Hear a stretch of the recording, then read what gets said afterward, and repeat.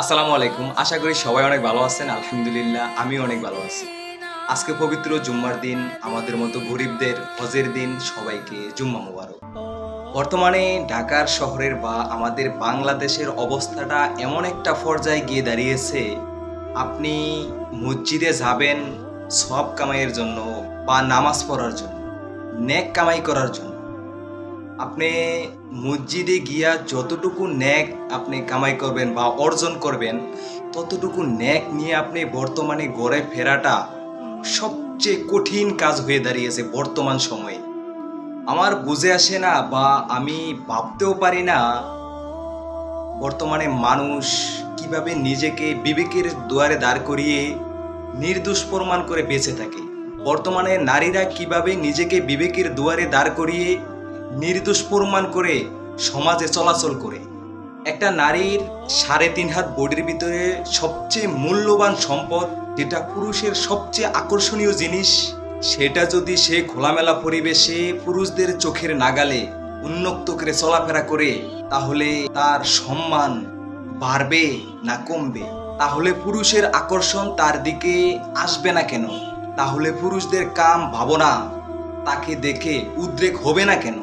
বর্তমানে নারীরা এমন একটা পর্যায়ে চলাফেরা করে, নারীরা মনে করতেছে বহির্বিশ্বের মতো, আমেরিকার মতো বাংলাদেশে বোরকার একেবারেই প্রচলন নাই, বাংলাদেশে ওড়নার একেবারেই প্রচলন নাই।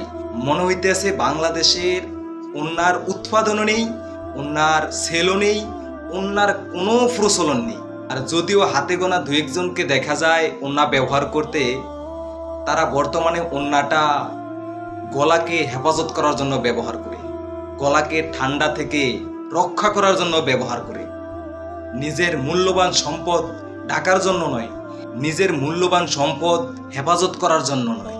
তাই আমি বলবো, আমাদের এটা বাংলাদেশ, এটা ৩৬০ আউলিয়ার বাংলাদেশ। এখানে আমরা একটা সময় দেখতাম আমাদের দাদা দাদি নানা নানি, তারা যদি এক বাড়ি থেকে আরেক বাড়ি যাইতো কোনো কাজে বা কোনো দরকারে, তখন তারা বোরকা পরিধান করে রাতের বেলায় চলাচল করত, আমার নিজের চোখের দেখা। আর সেই বাংলাদেশের অবস্থাটা এখন কোথায় গিয়ে দাঁড়িয়েছে? বাংলাদেশের নারী সমাজ এখন আমেরিকাকেও হার মানিয়ে ফেলেছে। বাংলাদেশটাকে বানিয়েছে একটা অশ্লীলতার আড্ডাখানা।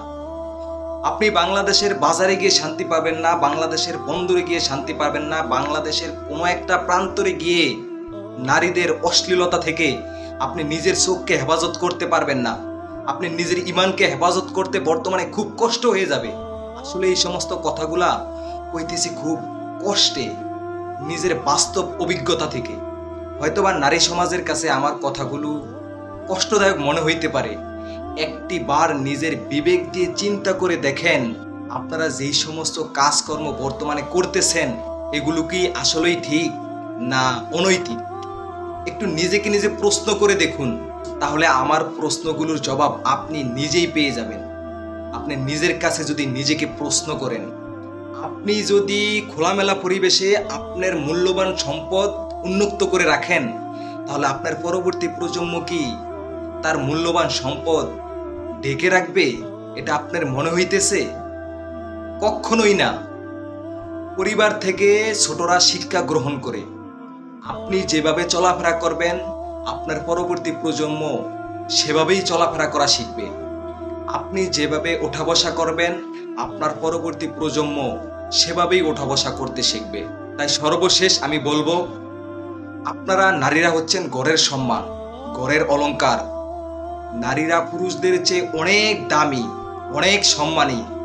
যদি আপনার সম্মান আপনি হেফাজত করে রাখতে পারেন, যদি আপনার সম্মান আপনি ঘরের চারি দেয়ালে সাজিয়ে রাখতে পারেন, যদি আপনার সৌন্দর্য, আপনার রূপ আপনি একমাত্র আপনার স্বামীর জন্য ব্যবহার করতে পারেন, আপনার স্বামীর জন্য উন্মুক্ত করতে পারেন, তাই বলবো এই অশ্লীলতার কালচার থেকে আপনারা বেরিয়ে আসুন।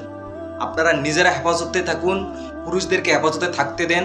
আপনারা নিজেরা দর্শন থেকে মুক্ত থাকুন, আপনারা পুরুষদেরকে দর্শক বানানো থেকে মুক্ত রাখুন।